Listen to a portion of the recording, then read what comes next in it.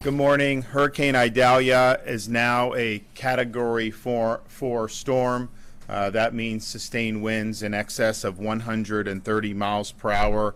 The hurricane will make landfall within the next 2 hours in and around Taylor County in the Big Bend region of Florida. The National Hurricane Center expects storm surge to reach up to 16 feet in some areas of the Big Bend region.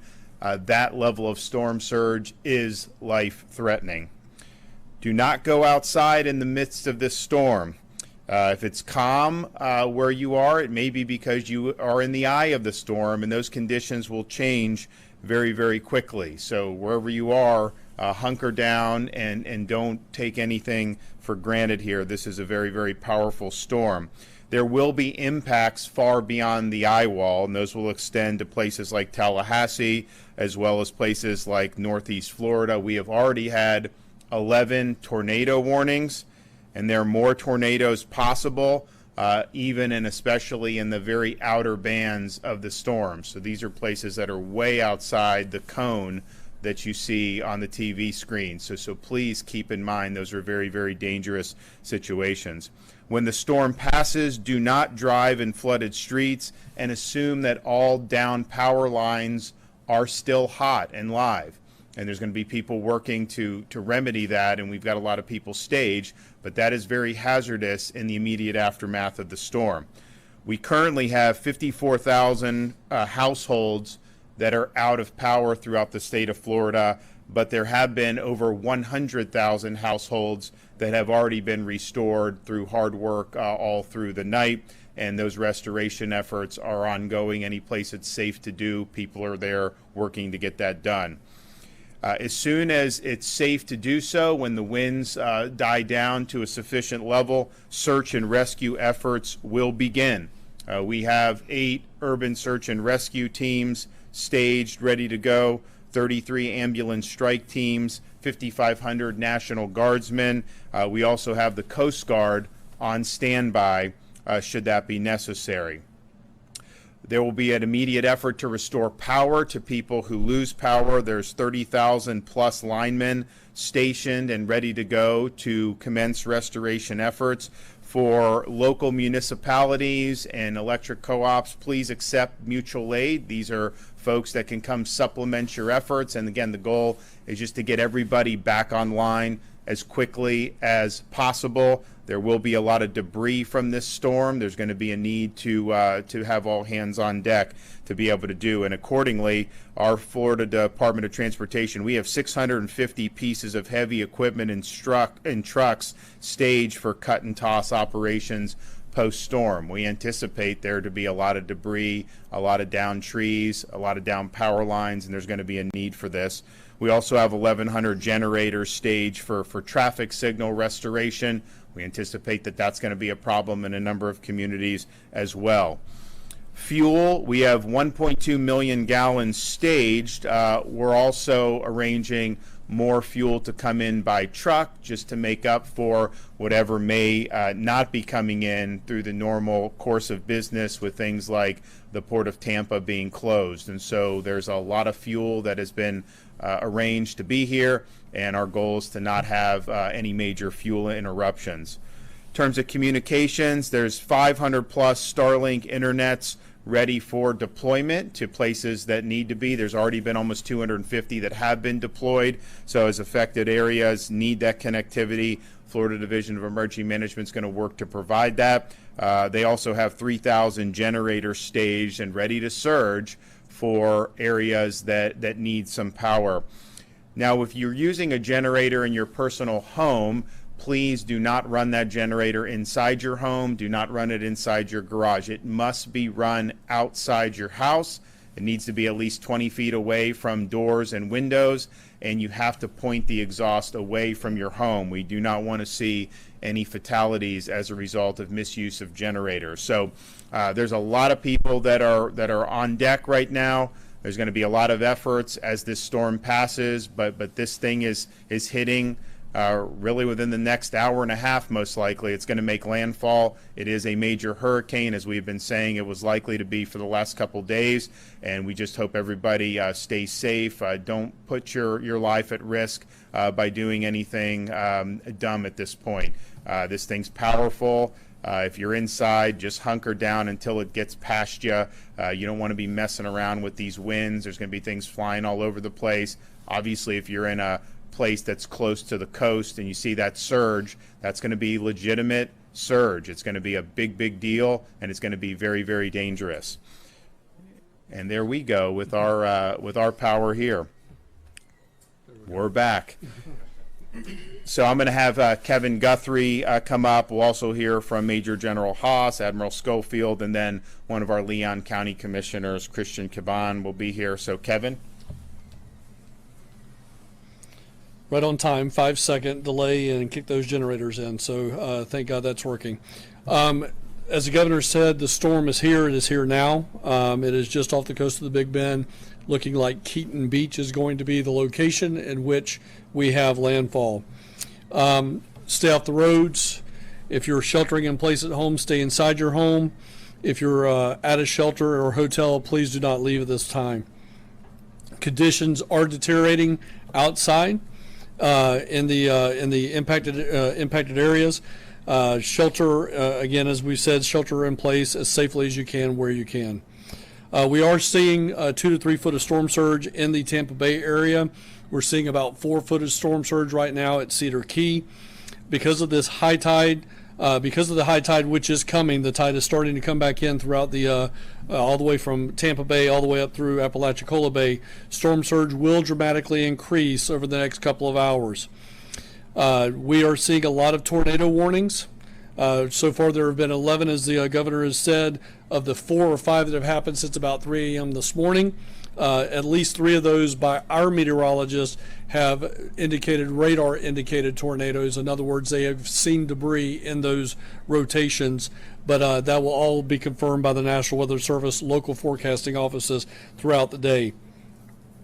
We will obviously see more tornadic activity as the day goes along. If you are in a tornado warning in your area, get to an interior room free from windows. Consider putting mattresses and things over your head, even to include helmets. We can replace a lot of limbs, but we cannot replace your head, obviously. So please protect your head, cover your head at all costs. There will be also life-threatening winds in the Big Bend today. We could see gusts over 100 miles an hour. We could see sustained winds well over 130 miles an hour as we have this Cat 4 landfall. All of these are life-threatening conditions, so please do everything you can to stay safe where you are, because first responders may not be able to reach you during the storm. You need to be prepared to take care of yourself and your family while you're sheltering in place. Ambulances, search and rescue teams, other first responders will get to you just as fast as we possibly can once the winds die down to a point where we can respond to you. We do not want you putting first responders at risk unnecessarily. In Southwest Florida, as the governor has already mentioned, we've already restored over 100,000 accounts with power. I want to thank the men and women of our utilities, both or all 3 independent-owned utilities, municipal electric associations, and cooperatives. Really appreciate the hard work that they've been doing, even here in Tallahassee. As I was coming back to the EOC in the early wee morning hours, Tallahassee Electric was out restoring power here in the capital region. So again, very much appreciate what they're doing. We will continue to respond as we can. As I said, we've already started responding to issues in Southwest Florida. I talked to Representative Adam Botana from Fort Myers Beach this morning at about 3 a.m. and he has said it's very Irma-like conditions. Not a lot of storm surge, not a lot of damage, but certainly not Ian. But he said it's very reminiscent of what they experienced in Hurricane Irma. So we're happy to hear that. I'd appreciate him giving me a call and giving me a ground truth. We are here. We are ready. We will deploy our response and recovery teams just as quickly as we possibly can. We like to move very quickly here at the division. We are ready to provide the needed support to our Big Bend communities, as well as communities with standing impacts from the other bands of the storm. Under the governor's leadership, we have certainly amassed a great team here at the division, and with state agency heads that have moved bureaucracy and red tape to get things done to where we're restoring 100,000 accounts in less than 8 hours. So please rest assured, we will do whatever it takes to help our communities recover from Idalia. I got General Haas, or we have General Haas here this morning. Again, John, I cannot tell you how much I appreciate you and your team. Admiral Schofield the same way. I appreciate everything you guys are doing. They have helicopters ready to go. As soon as they're going to be able to get back into this area, they are going to be flying. They're going to be in the area. So again, thank you for both of you being here. Governor. Go ahead.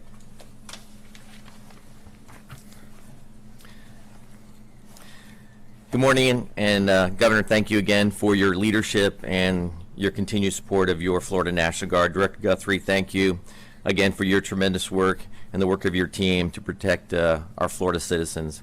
Our thoughts and prayers go out to those in the affected areas of the storm that are being affected already. As I mentioned yesterday, the Florida National Guard is fully mobilized with over 5,500 soldiers and airmen ready to support hurricane response efforts. We expect that throughout the day, we will be actively engaged in a multitude of missions, including search and rescue, damage assessment, and route clearance.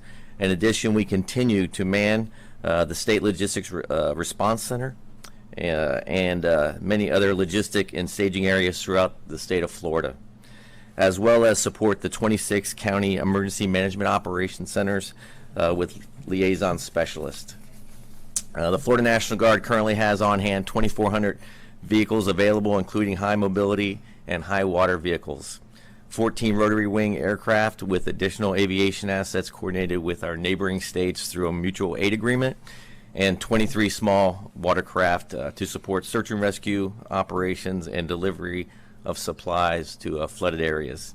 Your Florida National Guard is prepared to accomplish any missions required by the Department of Emergency Management, and we stand ready to support our neighbors and fellow citizens in need. Thank you.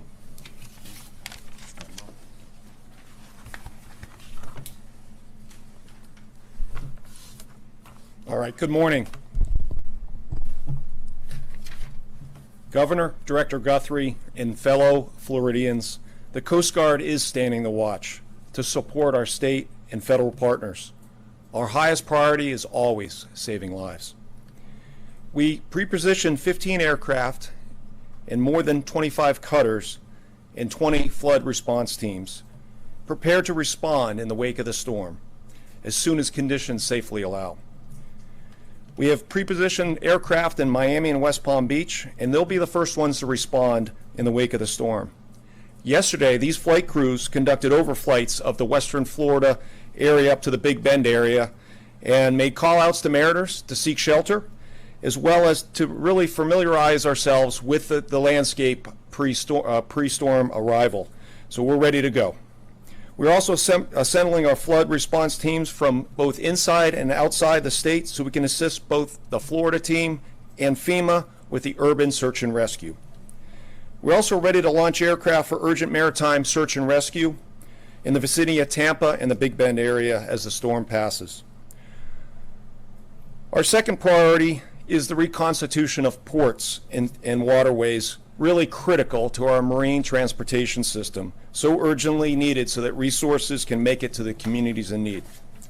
We expect to begin overflight, damage assessment of the west coast of Florida at first light as soon as the storm passes and safe flight conditions allow. We will follow in the wake of the storm to also assist with impacts on the east coast of Florida. Our buoy tenders and units will conduct port assessments and reconstitution efforts with their aids to navigation teams and the Army Corps of Engineers. Depending on sea conditions and port conditions, we hope to have those cutters near shore in the next several days. Our third priority is environmental response to address pollution or contamination concerns as a result of the hurricane and the storm surge flooding. The marine environmental response to mitigate and clean up potential pollutants and damaged infrastructure will be a long, committed effort. We're entering the response phase of this operation. This is one of the most critical and certainly the most dangerous of our operations in response to the hurricane. Because these are dangerous conditions, we need to ensure that our aircraft and rescue crews can operate safely, especially as they may encounter down power lines, surging and receding floodwaters, and other visible and subsurface hazards. Our crews are really highly trained and fully equipped to meet this challenge. Once again, our highest priority is to save lives here for fellow Floridians.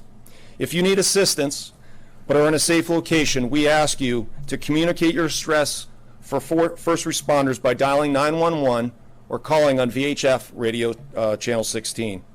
And definitely stay where you are. We will come to you. If you don't need assistance, we ask you to stay put in safe shelter. Please allow the emergency responders to do their job safely without interference. Thank you to our local, state, and federal partners working together in this hurricane effort. We really appreciate the partnership. Thank you.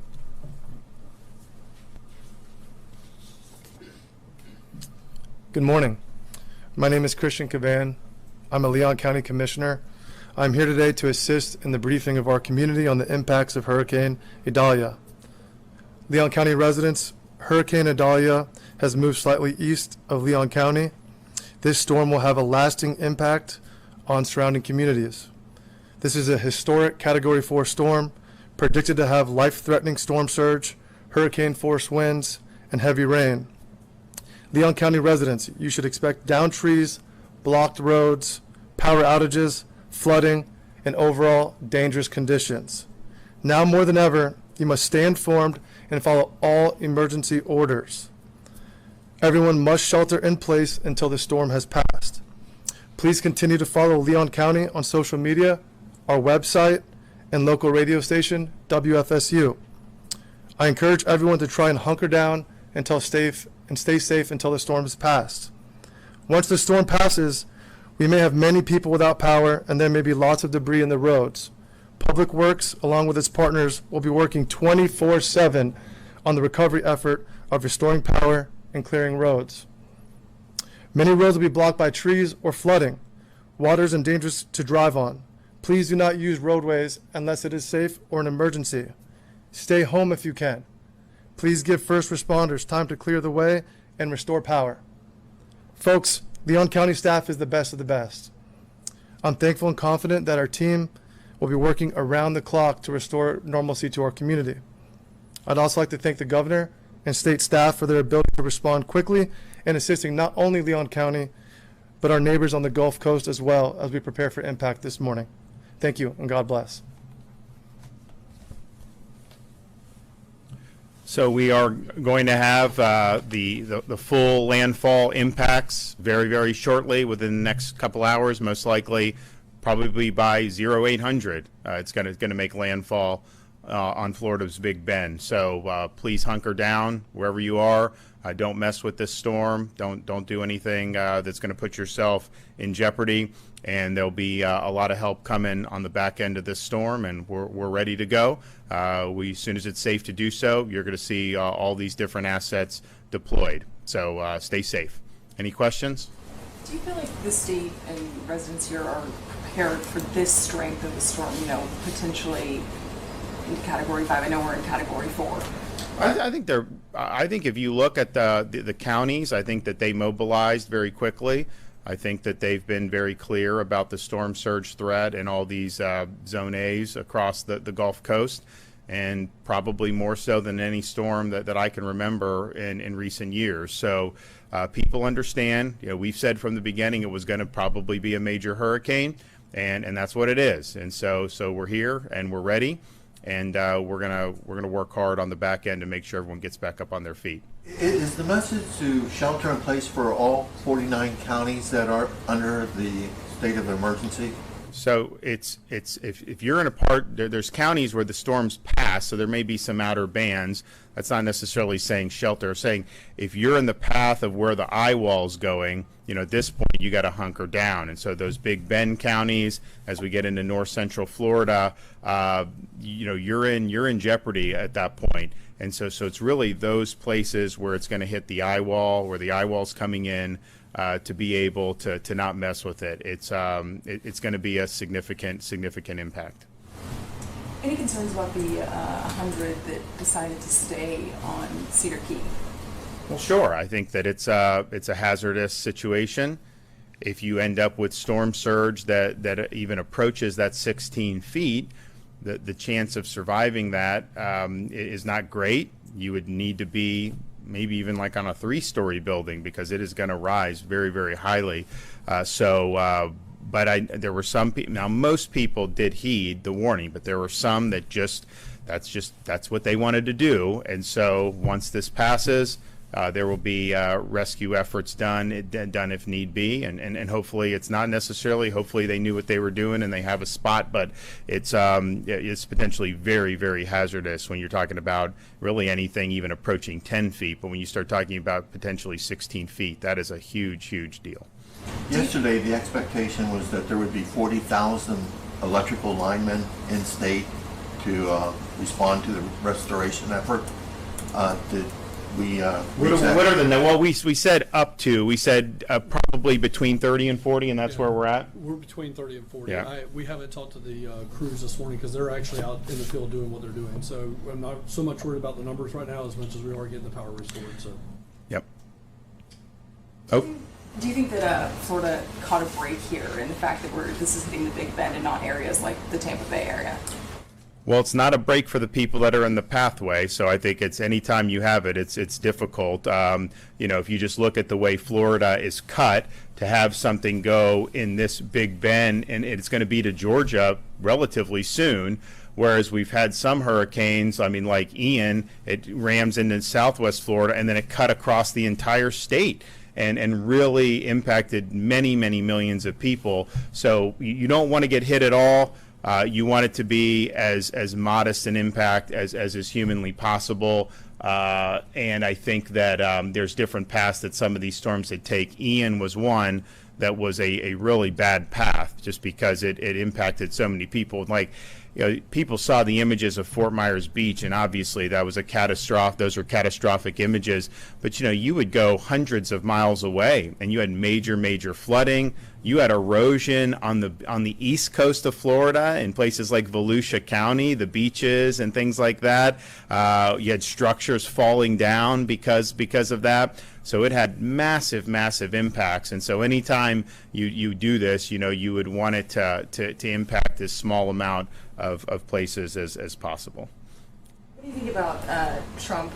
He's a resident here in Florida, and he hasn't commented on Idalia at all yet. It's not my concern. My concern is protecting the people of Florida, being ready to go, and we've done that. And look, in Florida, you just have to do this. This is something we put a lot of time and effort into throughout the course of each year, knowing that there's going to be time where you're going to have to activate it. Now, we had a major one last year, one of the most expensive on record. We were hoping not to have any this year, that maybe we would get off lucky, but that just wasn't in the cards. So you deal with it.